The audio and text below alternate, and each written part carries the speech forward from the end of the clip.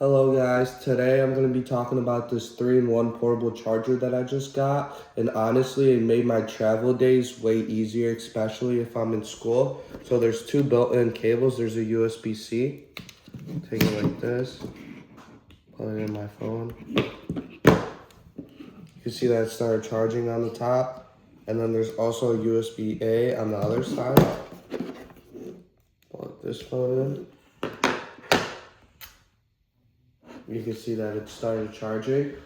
This charger is a fast charging charger. It's up to 22.5 watts, so your phone charges pretty quick. And another thing that I like is that you could charge multiple devices at the same time. It has a LED display right here, as you can see, and then it also has a wall plug-in, so you don't need an additional charger to charge this charger. You just plug this into the wall, and then it starts charging the portable charger. Overall, if you travel a lot and don't have chargers, this is a very smart choice.